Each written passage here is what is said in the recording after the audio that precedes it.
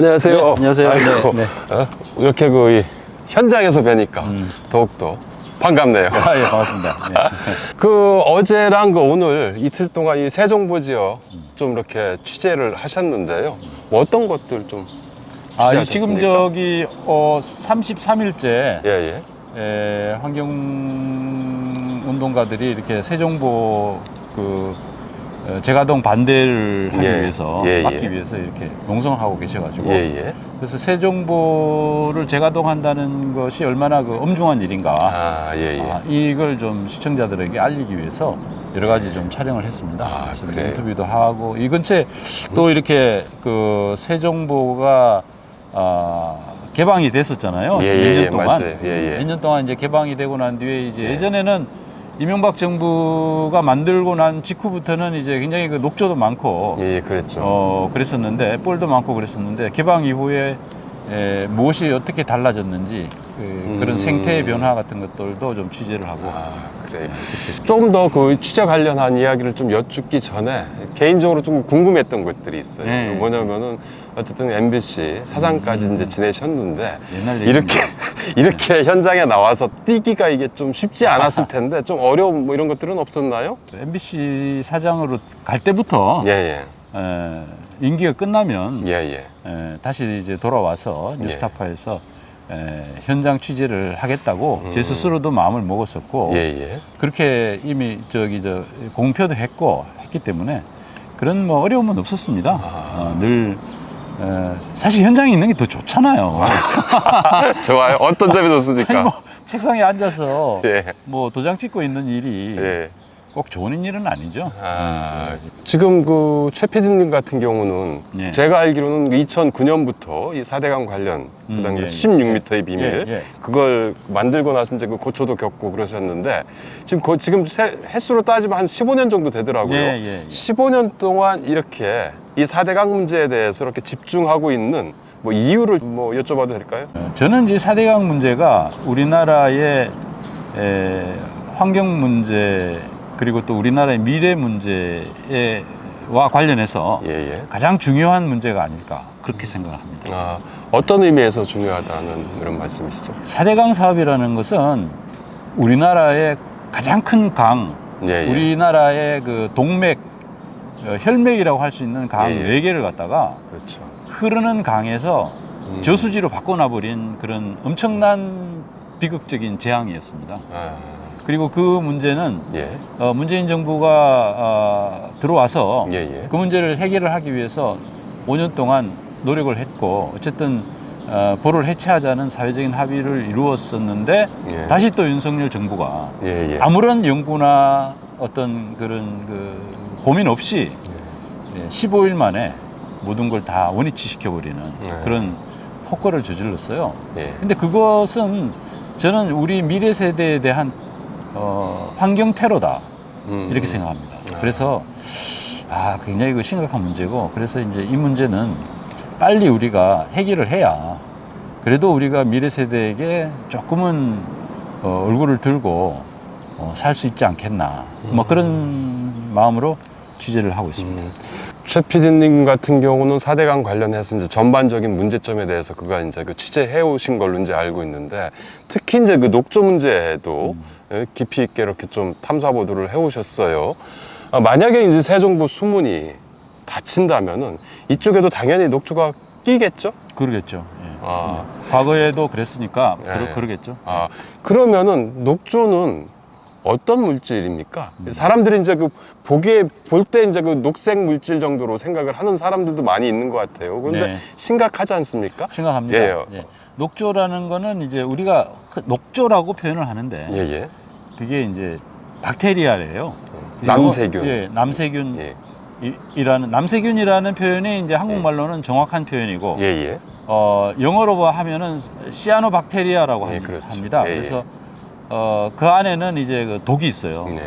그래서 이제 마이크로시스틴이라는 대표적인 독이 이제 마이크로시스틴이라는 독인데 그 마이크로시스틴이 270여 가지가 있습니다.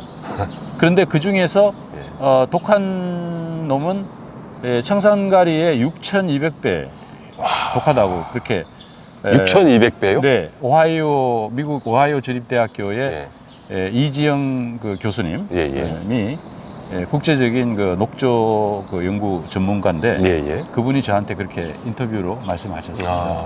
그 정도로 해로운 물질이죠. 그래서 이 녹조가 있으면은 거기 있는 독소들이 그 물을 이용한 농산물에 다 들어가게 되고요. 실제로 우리나라에서 낙동강 그리고 금강에서도 금강에서도 녹조 물로 만든 기른 그 벼에서 나온 쌀 안에 그런 독이 있다는 게 밝혀졌습니다. 이미 밝혀졌고 뭐 배추 그러니까 쌀은 그 수분이 적은 그 농산물인데 쌀에서도 그런 정도로 독소가 나왔단 말이에요. 그러면은 이제 그 물을 그냥 그대로 이용하는 배추, 무슨 무 이런 수분이 많은 채소들 같은 경우에는 더 많이 들어있을 가능성이 크고. 사실 그러면은 그것이 전국으로 지금 다 이렇게 퍼져나가는 거잖아요. 그 농산물들이 단순히 그냥 그쪽 지역 사람만 먹는 게 아니잖아요. 그렇죠. 저희들이 추적을 해봤을 때 금강에서 이른바 친환경 농산물이라고 했지만 그 녹조물로 지어진 그 쌀에서 독소가 나왔는데 그 쌀이 어디까지 팔려나가는가를 봤더니 요즘은 인터넷으로 이렇게 해가지고 인터넷 쇼핑몰로 서울에서 팔리고 있는 걸 저희들이 그 서울의 어떤 식당에서 회사원들한테 점심을 이렇게 하는 사원 식당 같은 그런 개념의 거기에 이제 그 쌀이 납품되고 있는 거를 저희들이 확인을 한 바도 있죠. 그렇다면은 낙동강에 녹조가 피는 게 내 삶과 내 건강과 무슨 상관이 있냐라는 뭐 이런 사람들이 있잖아요, 사실. 근데 실제로 보면은 그게 다 그분들의 그 식탁 위에 건강한 식탁을 오염시키는데 지금 다 올라가고 있다는 오염시키고 있는 거죠. 오염시키고 있는 거고. 그 이지영 교수님이 이제 그 미국에서 통계적인 방법으로 녹조가 이제 4대강 사업 이후에 많이 늘게 됐는데 질병하고의 어떤 그 연관성이 없느냐 해서 그 질병과의 연관성을 연구한 그런 연구가 있어요. 그 연구에 역학조사 뭐 이런 것들을 역학조사까지 한 건 아닙니다. 아니고 통계적인 방법으로 분석을 한 거죠. 그랬는데 녹조가 많아진 곳에서 비알코올성 간질환이 늘었다 하는 그런 연관성이 있다 하는 게 나왔고요. 그리고 치매 증상도 늘었다 하는 것도 이제 연구가 나왔습니다. 근데 해외 연구 중에는 그런 연구들이 많습니다. 해외 연구는 녹조 안에 들어있는 그 독소들이 우리 이 뇌 쪽에 주는 어떤 그런 영향에 대한 연구도 많고, 그 다음에 생식 독성이라 그래가지고 자식을 낳을 수 있는 그런 생식 기능, 생식 기능에 상당한 저해를 가져온다. 상당히 심각한 물질이네요. 그래서 이거는 아직도 그 위험성이 정확하게 모든 게 다 밝혀져 있는 상태가 아닙니다. 계속 연구가 진행 중인 상황이고, 그 녹조가 있는 곳 주변에서 살 때 과연 직접적으로 이제 물을 마시거나 물을 잘 마시지 않겠죠, 강물을. 그렇죠. 그렇지만은 이제 수돗물을 취수해서 들어갔을 때 그 다음에 그 물로 수돗물로 이렇게 샤워를 한다거나 또 이제 그 다음에 그 물로 농산물을 길러서 그 농산물을 먹는다거나 이렇게 한 모든 위해들을 종합을 했을 때 사람들에게 어느 정도의 영향을 미치느냐 하는 부분에 대해서는, 그리고 공기로 이렇게 에어로졸 형태로 공기로 이렇게 들어오는 거, 그런 것들을 다 봤을 때 위험 요소가 상당히 있다 하는 얘기를 합니다. 그래서 이거는 도대체가 지금 여기 4대강 지금 보를 말이죠. 세종보를 다시 가둬서 얻으려고 하는 이익이 뭐가 있는지 잘 모르겠는데, 그거에 비해서는 해악이 너무 크다. 그리고 앞으로의 그 가능성, 해악의 가능성, 인간의 건강에 미칠 가능성, 해악을 미칠 가능성, 이런 부분들은 굉장히 크기 때문에 이런 짓을 해서는 안 된다고 생각합니다.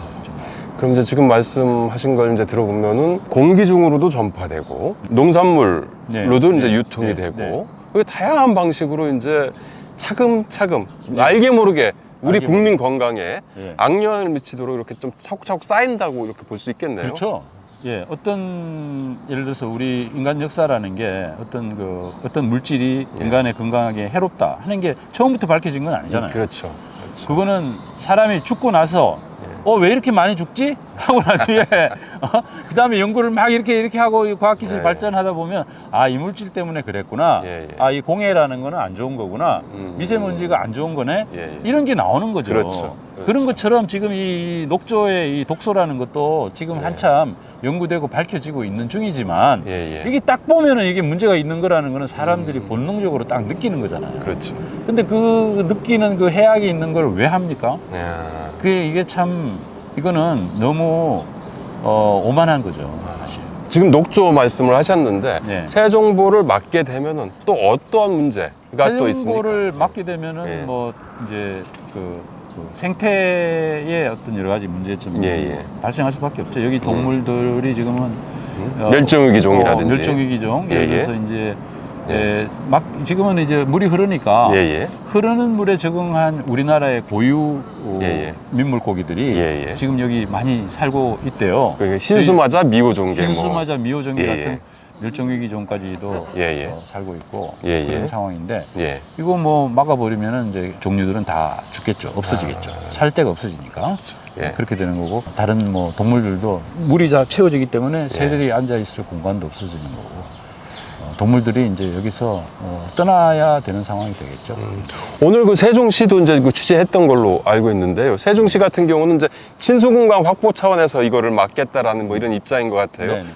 그것에 대해서 좀 어떤 문제가 있는지에 대해서 한 말씀 해주시면 어떻겠습니까? 그래서 제가 그 친수 공간을 확보하겠다면서 이제 이걸 한다고 그래서 어떤 친수 공간을 어떻게 확보할 것이냐 이렇게 했더니 하시는 말씀이 뭐 대관람차 같은 거를 이렇게 만들고 뭐 이런 말씀을 하세요. 오리배 띄우고 배 띄운다는 얘기도 있고요. 그러니까 근데 그런 게 사실은 요즘 시대에 시민들이 이렇게 그 강가에 가서 강에 이렇게 조금 들어가 보고 강가를 걷고 모래톱을 느껴보고 맨발로 이런 것을 원하는 거지. 그렇죠. 누가 요즘 시대에 정말 오리배 타고 놀고 싶고 오리 다 쫓고 오리배를 넣고 진짜 오리는 다 쫓아버리고 그렇죠.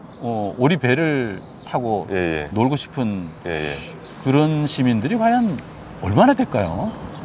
그 참 어리석은 너무 차원이 낮은 지금 시민들은 다 변하고 있는데 정책 결정하는 사람들만 과거에 사는 것 같아요. 마지막으로 지금 그 최 PD님이 인터뷰하실 분이 저 앞에 와 계신데요. 마지막 한 질문만 하고 보내드리겠습니다. 그럼에도 불구하고 환경부가 저 보수문을 닫는 거를 강행할 듯한 이런 모습이에요. 움직임이에요. 그런 환경부에게 꼭 해주고 싶은 말씀이 있다면 마지막으로 한 말씀 부탁드립니다. 환경부는 뭐 사대강 사업을 할 때부터 환경부로서 역할을 하지 않고 국토개발부로서의 역할을 했죠. 그러고 난 뒤에는 뭐 사대강 사업을 하면은 수질이 좋아진다는 등, 또 사대강 사업 하고 난 뒤에는 수질이 좋아졌다는 등, 뭐 녹조는 뭐 사대강 보 때문에 늘어난 게 아니라는 등 이런 온갖 거짓말을 하면서 사실상 이 사대강 보호를 유지시키는 그런 천병 역할을 해왔는데 그것은 결국은 저는 정말 그 환경부 공무원들의 그 영혼을 정말 더럽히는 그런 일들을 지금까지 해온 것이고 국민들의 그 신뢰를 저버리는 역할을 했다고 생각합니다. 그래서 지금이라도 좀 다시 한번 생각을 해서 미래 세대들을 위해서 정말 어떤 환경 정책이 우리나라에 필요한 것인지 깊이 있는 고민을 했으면 하는 그런 생각입니다. 그래요. 아이고, 오늘 그 말씀 너무 감사하고요. 또 현장에서 뵙도록 하겠습니다. 감사합니다. 감사합니다.